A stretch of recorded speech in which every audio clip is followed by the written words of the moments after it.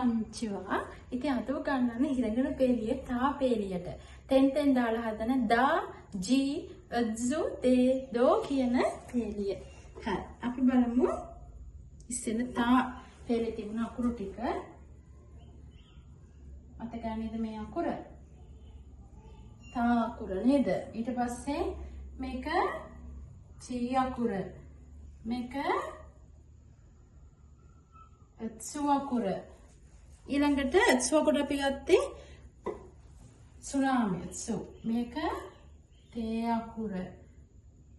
නේද? තෙල් බලන විදියට අපි ගත්තේ තේ අකුර. මේක තෝ අකුර.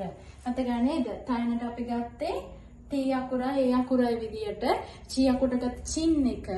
අත්සු අකුරට ගත්තේ සුනාමි. තේ අකුරට ගත්තේ මෙතනින් කොක්කක් දාලා තෙල් බෝතලේ විදියට. තෝ අකුරට ගත්තේ ටොනාඩෝ එක විදියට. අපි බලමු මේ පේලියට. අර මම මීට කලින් වීඩියෝ එකේ ගෙන්නුවා තෙන් මඩි සලකුණ කියන සලකුණු දෙක ගැන. එතකොට මේ පේලියට තෙන් කියන සලකුණ දැම්මම තෙන් සලකුණ දාන්න කලින් තයිනු පේලිය තෙන් සලකුණ දැම්මට පස්සේ මෙයා දා මේක ඉංග්‍රීසි වලින් කියන්නේ රෝමාන්ච් වලින් නම් ඩා කියලා කියවන්නේ නැහැ. මෙයා කියවන්නේ දා කියලා. කොහොමද මේක තා පේදෙන විශේෂ අකුරන්නේ? තා තී කියලා අකුරක් තිබුණේ නැහැ නේද? තී වෙනුවට තිබුණේ චී අකුර. මෙතෙන්දිත් ඒ වගේ තමයි. තෙන් දාද්දිත් එයා විශේෂ අකුරක් වෙනවා. මෙතෙන්දි තෙන් දැම්ම මෙයා කවුද හැදෙන්නේ? ජී කියලා. ජී.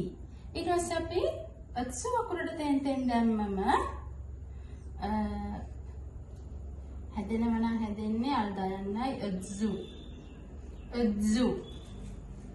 රෝමාජි වලින් ලියනවා නම් මෙන්න මෙහෙමයි. අද්සු. අද්සු. ඊළඟට තෙන් පේලියට තේ පේලියට තෙන් දානකොට හැදෙන්නේ ඩේ කියලා. මේක ඉංග්‍රීසි වලදී ඩේ කියලා කියුවට ඩේ කියලා කිව්වට ජපන් භාෂාවේදී මෙයා කියවන්නේ ඩේ කියලා.